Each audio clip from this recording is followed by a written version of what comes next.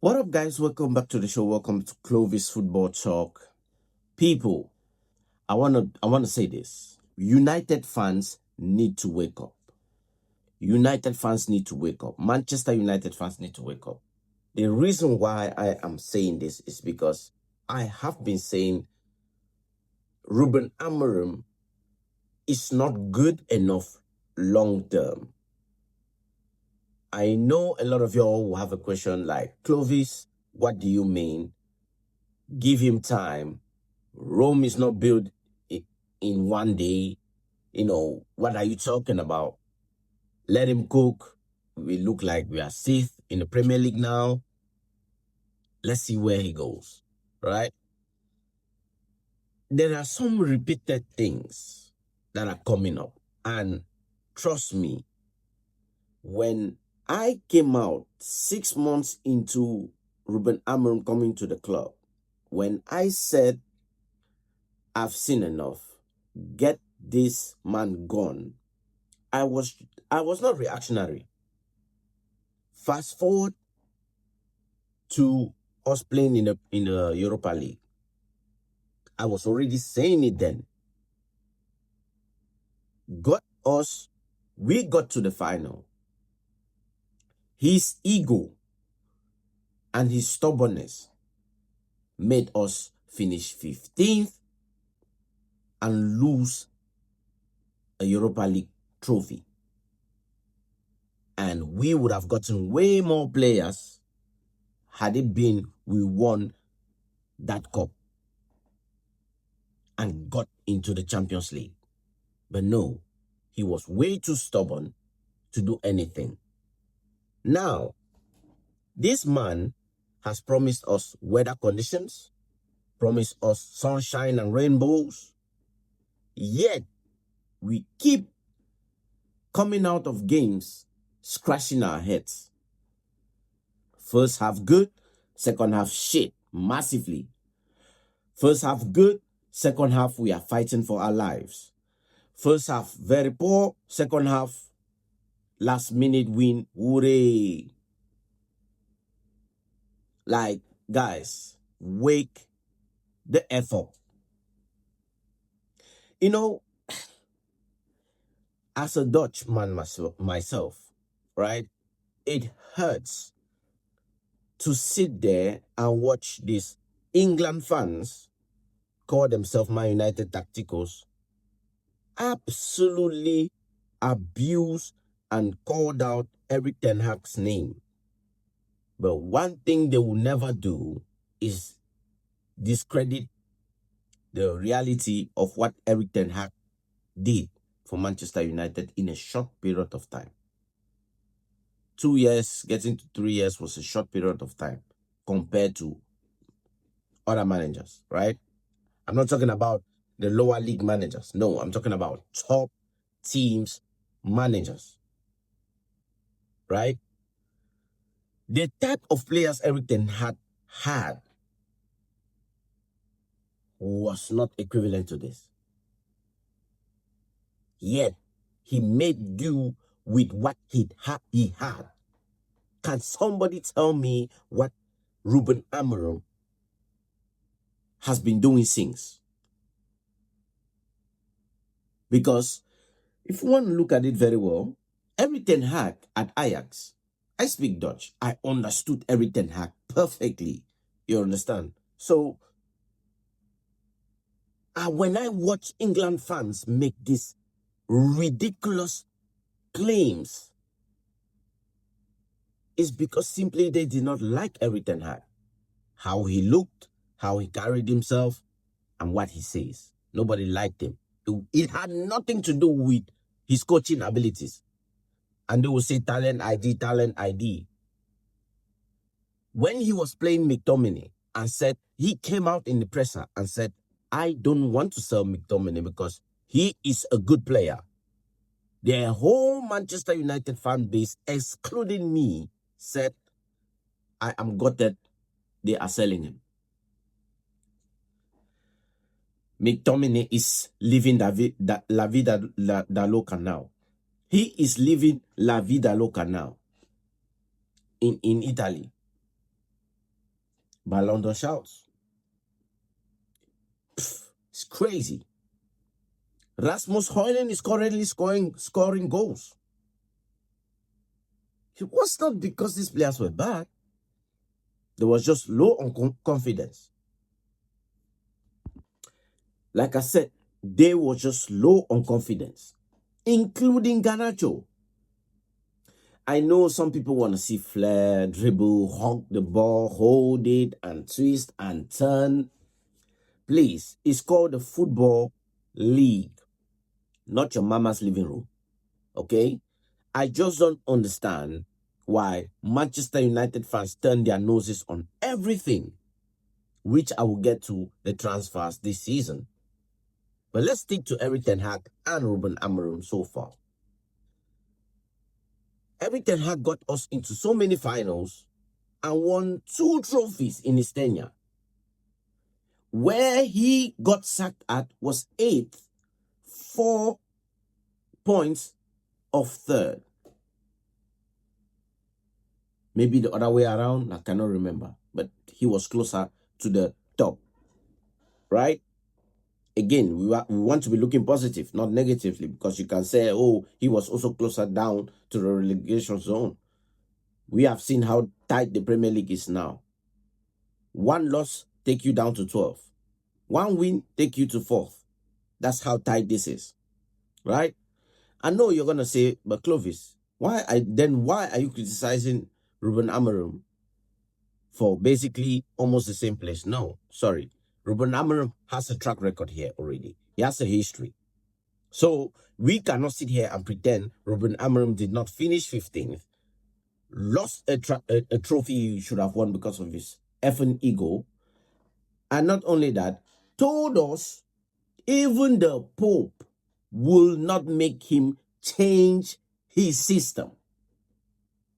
Guys, can somebody explain to me when we played our last game against Bournemouth, what was that? Can somebody explain to me what was that? Because he clearly changed his philosophy and the players. The first half, I had sunglasses on and I was chilling with some drinks in my hand. That's how perfect the first half was. That was a different formation, guys. The players did not wake up in this one game, and said the time we were supposed to beat Everton and go up to 3rd or 2nd, all those advantages we would have taken. But this game against Bournemouth, we will just claim up to 6th and, let's play now. No. The players did not actually wake up and say, okay, today we are going to know. Come on, guys. Use your brains. This manager has been having his way with Manchester United fans. He is putting his balls literally on Manchester United fans' faces, and they are doing like this with it. Yes, I know. I'm not going to do the pause thing. I'm a fucking grown-ass man. Listen. What I'm saying, getting to is, this manager is way above his head, and he will talk the draws of a woman. He is a philosopher that knows how to twist words, knows how to caress words, make you believe red is blue. Like, Ruben Amorim can tell you anything you want to hear, and you are sucking it off. I'm not going to do the boss thing again. That's what I'm saying, people. We have to use our heads and know what we want, okay? Because, again, this manager is failing in all angles. Thank God I'm saying it right now where we are in a good position. Because, again, when you say this type of things when you are in the bad position, of course, it looks fitting. But when you're saying this in a position of winning, it holds weight because you know what you're talking about. I'm not just being reactionary or getting up one day to say this, but I have been saying this. it's just taking longer. And of course, I don't have a lot of subscribers or followers to make this thing really concrete or louder. It gets overlooked. Right? Ruben Amorim, every day you keep waking up thinking, okay, today's going to be fine. As a Man United fan, you wake up at odd hours just to watch us fight for our lives at the end. Never winning comfortably, except Sunderland, which everybody's finding it hard to beat. Sunderland. It's crazy, right? Yes, of course, I'm not going to be all negative because, again, there are good qualities of Ruben Amorim on the pitch, right? He got us somewhat knowing how to play, but it had to take him a different system for us to see this type of football where he clearly told us even the Pope will not make him change. And rather than looking at, you should have done this long time ago, you had to wait for the perfect opportunity to make another excuse by looking at the AFCON. So the AFCON was the perfect excuse. You knew this whole time you could do this. You had to wait for the AFCON to be approaching for you to play this style of play. And our players who actually can play this style is gone. So you could have just saved us. We would have been sitting second right now, or even trying to surpass Arsenal in the Premier League table if we did not lose 2 games and drawn these 3 games. You would have played this same system, at least we will be scoring more goals. And guess what? With the momentum, the players might be using that to win games and not lose games at the back. So that is what I'm saying. This manager keeps making Manchester United fans just being delusional the whole time, and they don't even realize it. I get caught up in the moment in the wins, but when I step back and look at what has been happening, I'm like, I'm calling it out. But if there is nothing to call out, there's nothing to call out. The Bournemouth game, I came out feeling indifferent. I was happy. We did not lose. But I was angry we should have won. Twice in that same game. So you can blame the players. It's fine for individual errors. I'm not saying they are out of it. They are in it. They are culpable, right? Making silly mistakes. Look, Shaw getting waged off by Semenyo. Goes to score. Nobody marks him. Aid in heaven.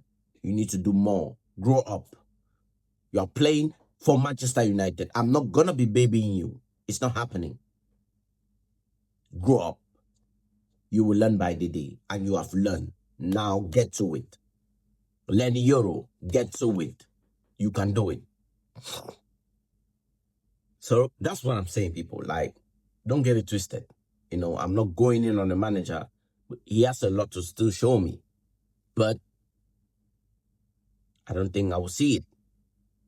So, you know, yes, while there are not really managers out there, I'm sorry, they are managers who can actually do much better with these players.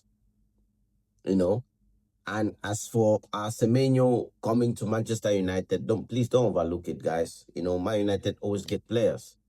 And you don't have to shoehorn them to Liverpool or Arsenal or City to make a point.